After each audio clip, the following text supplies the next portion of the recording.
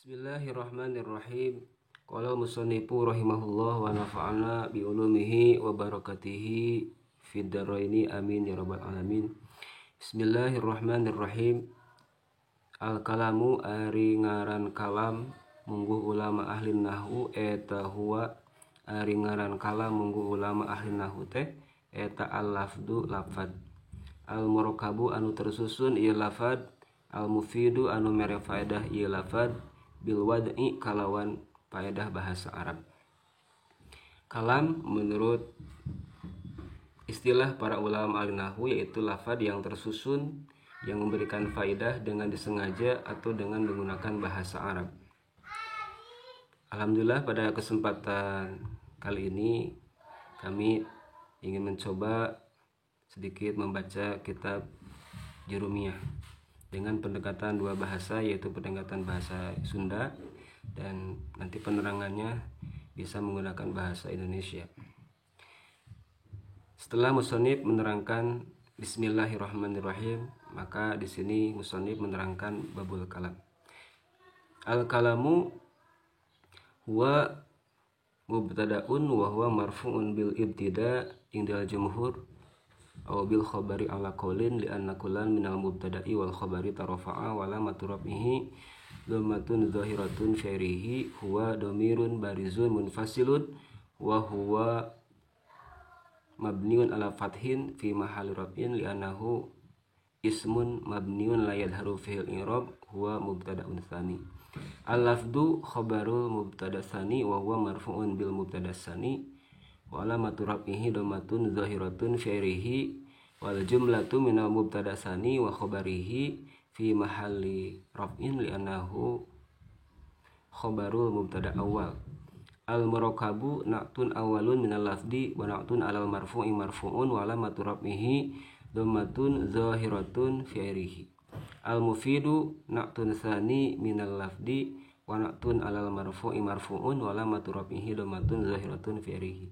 Bil wad'i al ba'u harfu jarrin asliyin yahtaju ila muta'allaqin wa yata'allaqu bihi wa lahu ma'nan bi nafsihi. Al wad'i huwa majrurun bil ba' wa alamatu jarrihi kasratun zahiratun fi akhirih. Al jarru wal majruru muta'allaqun bil mufid. Musannif di sini menerangkan bab kalam. Kalam menurut para ulama ada beberapa macam. Yang pertama menurut ulama ahli fikih, yang disebut dengan kalam adalah kullu ma abtulas shalah min harfin mufhimin kaki minal wiqayah au i minal wi'ayah au biharfaini wa illam yufhama.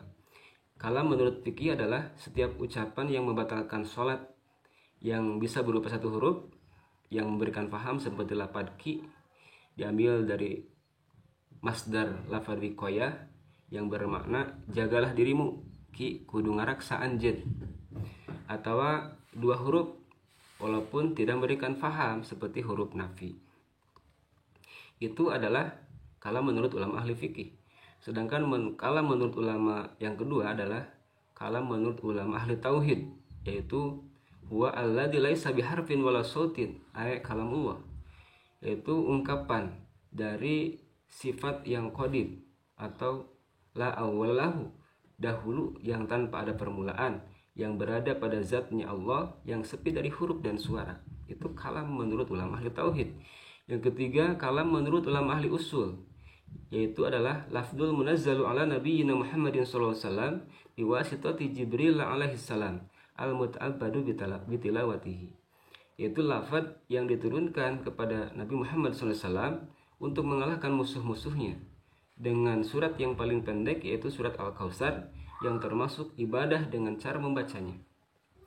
Kemudian kalam menurut ulama ahli bahasa, yaitu wa kullu ma afada min kitabatin aw isyaratin aw uqadin aw nusbin aw lisanil hal aw ghairi dzalik, yaitu setiap perkara yang memberikan faidah, bisa berupa tulisan atau kitabah, bisa berbentuk isyarat, bisa berbentuk genggaman atau bendelan tangan untuk menunjukkan hitungan atau uqadin, atau beberapa pasangan bangunan atau nusub yang menunjukkan arah kiblat seperti mihrab, atau menunjukkan bahasa isyarat atau bahasa perbuatan Seperti orang ketika mondar-mandir itu menunjukkan kebingungan. Itu adalah kalam menurut ulama ahli bahasa. Namun yang dimaksud di sini adalah kalam menurut ulama ahli nahwu. Yang disebut dengan kalam menurut ulama ahli nahwu adalah majtama'a fihi quyudul arba'ah. Setiap perkara yang berkumpul 4 kaidah. 4 kaidah itu yang pertama adalah lafad, yang kedua adalah murokab, yang ketiga adalah mufid, yang keempat adalah wado. Dalam syarah kitab Jurumiyah ini diterangkan, yang pertama syarat kalam menurut ulama ahli nahwu adalah lafad. Yang disebut dengan lafad adalah as-sautul mustamilu ala ba'dil hurufil hijaiyah, yaitu suara anu ngawangku karena salah sahi sawarehna pirang-pirang huruf jaiyah, atau suara yang mengandung huruf hijaiyah yang diawali dari huruf alif dan diakhiri dengan huruf iya. Contohnya seperti lafad zaidun. Nah, lafad zaidun ini adalah lafad karena terdiri dari salah satu huruf hijaiyah, yaitu zai, ya, dan dal. Itu lafad merupakan syarat yang pertama menurut ulama ahli nahwu. Nah, nanti lafad itu ada terbagi dua. Yang pertama ada lafad muhmal, yang kedua lafad yang mustakmal. Yang disebut dengan lafad muhmal huwa mala yustakmalu fi kalamil Arab, atau lafad yang tidak digunakan di dalam kalam Arab atau tidak dicetak oleh wadi'ul lughat untuk menunjukkan makna, seperti lafad daizun. Lafad daizun ini kebalikan di lafad zaidun yang tidak memiliki makna. Yang kedua adalah lafad mustakmal, yaitu ma yustakmalu fi kalamil Arab, atau kalimat yang dicetak oleh wadi'ul lughat atau peletak bahasa untuk menunjukkan makna, seperti lafad zaidun. Zaidun ini memiliki makna dzatun musakhkhasatun al musamma bi zaid, sebuah benda atau makhluk yang nampak terlihat yang berjenis kelamin laki-laki yang dinamai dengan zaid. Itu adalah lafad menurut ulama ahli nahwu. Kemudian syarat yang kedua adalah harus murokab. Murokab menurut ulama ahli nahwu adalah ma tarokaba min kalimataini fa aktsara, yaitu kalimat anu tersusun tina dua kalimat atau alwi loba, yaitu kalimat yang tersusun dari dua kalimat atau lebih dengan susunan atau penisbatan hukum yang menjadi kesempurnaan faidah. Contoh seperti lafaz koma zaidun. Koma zaidun ini terdiri dari dua kalimat, yaitu koma dan zaidun. Koma berbentuk fi'il, zaidun berbentuk fa'il. Artinya zaid geus nangtung atau zaid telah berdiri. Atau seperti lafaz zaidun akhuka. Lafaz zaidun akhuka ini dua kalimat, zaidun dengan akhuka, berbentuk isim mubtada khobar, zaidun mubtada akhuka khobar, atau maknanya adalah ariki zaid eta akhuka dulur anjeun, zaid adalah saudaramu. Yang ketiga contohnya seperti lafaz ana kumtu. Ana kumtu ini dua kalimat, ana dengan kumtu. Ana ini kalimat isim domir, kumtu kalimat fi'il. Nanti jumlahnya ini ana adalah mubtada, kumtu jumlah fi'liyah antara fi'il dengan fa'il. Kemudian mahalnya rofa menjadi khobar mubtada. Artinya ari kaula eta kumtu geus nangtung kaula, saya telah berdiri. Itu makna murokab menurut ulama ahli nahwu.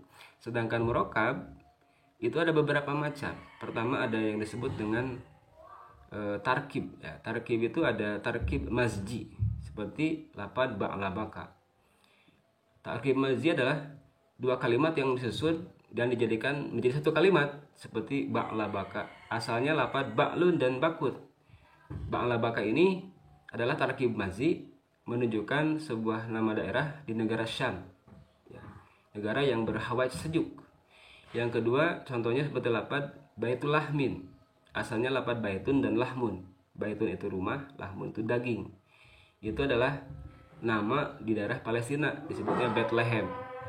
Kemudian yang ketiga ada yang disebut dengan tarkib idhofi. Tarkib idhofi ini susunan lafad yang terdiri dari mudhof dan mudhof ilaih. Contohnya adalah lafad qalamu Zaidin. Qalamu Zaidin ini tarkib idhofi, yaitu susunan terdiri dari mudhof dan mudhof ilaih, yaitu lafad qalamu sebagai mudhof, Zaidin mudhof ilaih. Artinya balpennya Ki Zaid atau fananya Zaid. Yang ketiga ada tarkib tausifi, yaitu susunan dua kalimat yang menjelaskan lafad yang pertama, seperti khotamu hadidin, cincin dari besi, atau seperti lafad babu sajin, pintu dari jati. Itu karena harap idofat ini menyimpan makna harap jar. Asalnya khotamun min hadidin atau babun min sajin, gitu ya, menunjukkan makna min di dalamnya. Karena ada kaidah di anal idofata takunu ala takdiri harfil jar, gitu ya. Khotamun asluhu khotamun min hadidin, cincin dari besi, atau babu sajin, pintu dari kayu jati. Kemudian ada lagi disebut dengan murokab atau tarkib takyidi, seperti al hayawanun natik.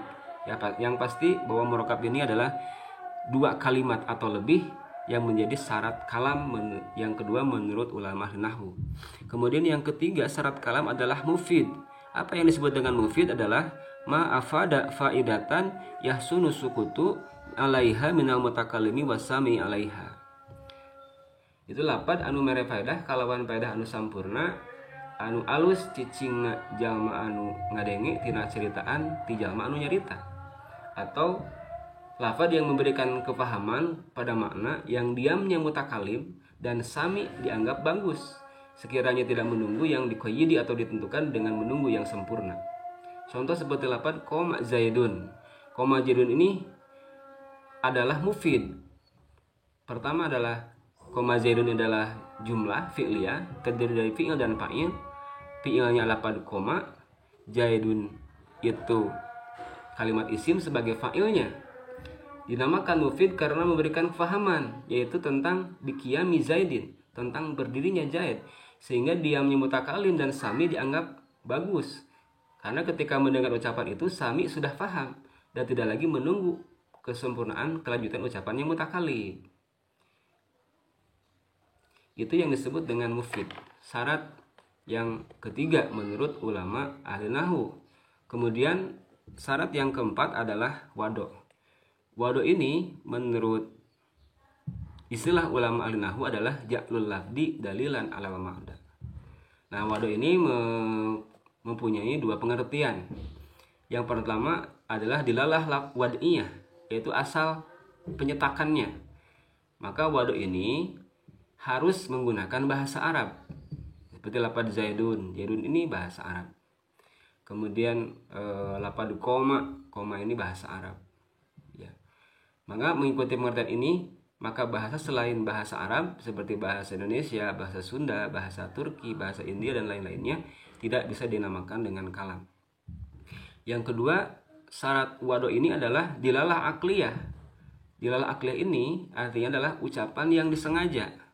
Maka jika kalam ini diucapkan oleh orang yang tidak sengaja mengucapkannya, seperti kakala amin naib wasahi fala yusama kalaman indanuhan, maka ucapan orang yang dalam keadaan tidur seperti orang ngalindur, ya, maka itu tidak dikatakan dengan kalam walaupun dia mengigau dengan menggunakan bahasa Arab atau berpidato dengan menggunakan bahasa Arab tapi dalam keadaan tidur atau mengigau.